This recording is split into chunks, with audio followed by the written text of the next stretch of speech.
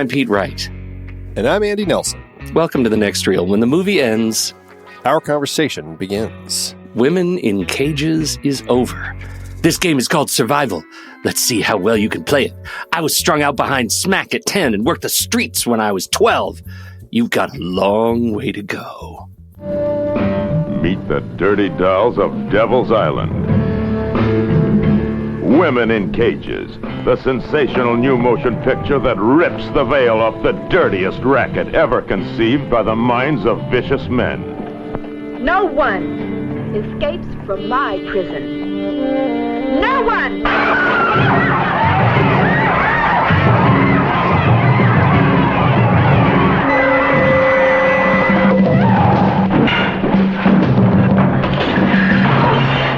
We should kill him. I'll do it. Women in Cages, starring Judy Brown, Pam Grier, Roberta Collins, Jennifer Gann, and many, many others. Innocent young girls held in cruel bondage. You'll meet them all in Women in Cages, in color, rated R. All right. I'd like to know exactly who voted for me to watch this movie. Because I need to have words. Probably you. Probably you did. I may be on that list. I'm not above it. I always find it interesting. I swear, you come into each of these so hot, like you're offended that somebody picked a Roger Corman movie for you to watch. God damn it. God damn it. That's where we are. We're going to talk about Women in Cages, which is a film that asks an important question. What if we took all of the worst parts of human suffering and made them aggressively boring?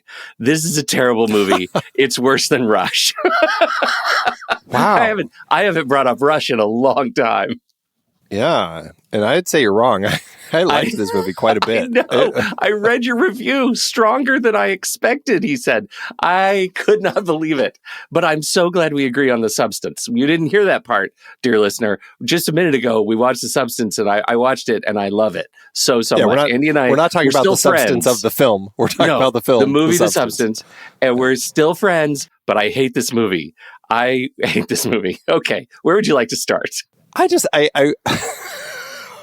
have to say, it's so funny. I feel like you have, I guess I just don't understand your expectations in a series where, we decided we're gonna celebrate Roger Corman for a year, and we're gonna discuss the variety of films that he has directed or produced or executive produced. Uh-huh. And it seems like every time you are bothered by that. Like, you didn't like the Western that he was a part of. You didn't like the fact that his Poe was not gruesome enough for you. Yeah, you wanted a gruesome movie. I feel like you only like Corman when he's kind of goofy, silly horror. Yes. Like Is Bucket there a of Blood talking plant? And Little Shop of Horrors. I feel like that's what you want from Corman. I have a feeling if we put Dino Croc on this list, you'd probably hate that too. No, you're absolutely you know me better than that. I would love that movie. Well, therein lies the problem. I need a palate cleanser. Can we put Dino Croc on the movie? Oh my goodness. Okay.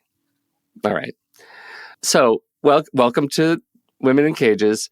We're making now. These exploitation. These just aren't for me, right? These sexploitation, women in prison movies. They're just not for me. I think they're just too dumb. I feel like the movie starts. We start with Jeff, our protagonist, a woman who is so extraordinarily naive that she's framed by her drug-dealing boyfriend because, I don't know, it's like the only thing worse than dating a drug-dealing boyfriend is being dumb enough not to notice that you're dating a drug-dealing boyfriend. There's nothing likable about our dear protagonist, and that makes it really hard for me to feel sympathy for her. She's too dumb.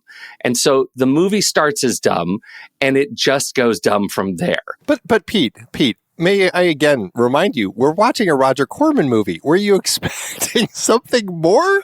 I mean, it's exactly what is on the tin. It's right? On the tin. I mean, that's what we're getting. It's not a movie. I'll tell you the problem that I have. The problem that I have is that people have hung their hats on the fact that Tarantino likes this film. And at no point does Tarantino's review say anything about the fact that our protagonist is the human equivalent of a paper towel. Like, it's just one shot at the end of the movie. And I feel like that gives this movie a false reputation of importance that it does not deserve. Well, I don't. I can see your point. Let me just say, I understand what you're saying. I mean, it's not a great film. The writing isn't great. The performances aren't great. I mean, but we're getting exactly what they gave as the expectations of the film, right? It's just what I think that they were doing. I mean, I think that Jennifer Gann, who plays Jeff, or Carol Jeffries as our protagonist, she is not necessarily giving a great performance here. It is kind of bland and flat. But I wasn't really expecting more than that. It's about what I walked in expecting with a film like this. It's just setting us up for a chance to have a variety of different women in this prison, which, some Latin American country, even though they shot it in the Philippines, but we'll talk about that. Yeah, she's dumb. She has a thing for Rudy, who sets her up, and she has no clue that, not only is he a big drug dealer, but he also runs a ship full of prostitutes. The Zulu Queen, is that what the ship was? Yeah, I think it is, yeah. So he has he's like this major player, and she has zero clue that he's involved in any of this. And then, he sets her up to take the fall with the drugs when he realizes the cops are on his tail. And that sets us up. That puts her in prison. That sets up some tension between the inmates, because one of the inmates is a heroin addict addicted by Rudy's people, who now have said, we'll give you your next hit, but you have to kill Jeff. You have to kill her because we don't want her to be swayed and testify. Meanwhile, the cops talk to Sandy, I believe, and say, get to know her because we want her to testify. So you've got these two different forces coming in, trying to sway Jeff, or one of them is trying to sway Jeff. One of them is trying to kill Jeff. Meanwhile, you have Pam Grier, who is an American who's decided to get out of racist America and go to whatever country this is and become a prison guard, where she's like the head matron of this facility and is a pretty sadistic, angry person who is ready to torture them at the slightest moment, the slightest thing that bothers her. And so, we're setting up some interesting characters, I think. It's, again, I'm not saying, when I say things like that, I'm not putting it up to Lawrence of Arabia levels or something like that. I'm just saying, in the scope of what they're giving me and what my expectations are, they set up an interesting enough story. I enjoy what the characters are doing. And I still say that this film took some of the things, especially as we get to that last shot, which you mentioned Tarantino calling out as one that he found powerful. He said it's one of devastating despair. It is. It's a great final shot that really kind of sells you on the trap that many innocent people likely fall into in this film or in real life. And this holds true in the 70s. This holds true today. People fall for somebody who puts them into a way of life that then they can no longer get out of, whether it's prostitution, drug addiction, all of the above. And I think that this is, I don't know, it painted an interesting picture for me of some realities, some pretty terrifying and harsh realities in this sort of situation.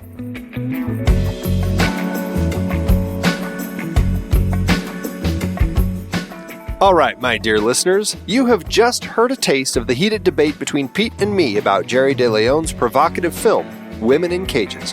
While Pete found the movie dull and unable to break free from its exploitative chains, I appreciated what it achieved within the confines of its genre.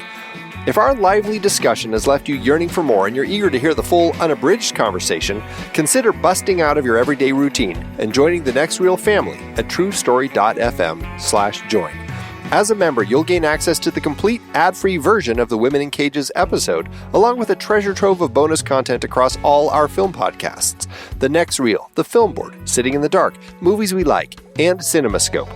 Each month, you'll have the power to influence the direction of our bonus episodes with your votes in our vibrant Discord community. It's a space where film enthusiasts like you gather to delve into the art and craft of cinema. And as a member, your voice will be a key player in shaping the conversation. You'll also unlock exclusive pre- and post-show content that takes you even deeper into the films we discuss. From behind-the-scenes secrets to thought-provoking analysis, you'll be part of a community that loves to explore the hidden depths and broader context of the movies we watch.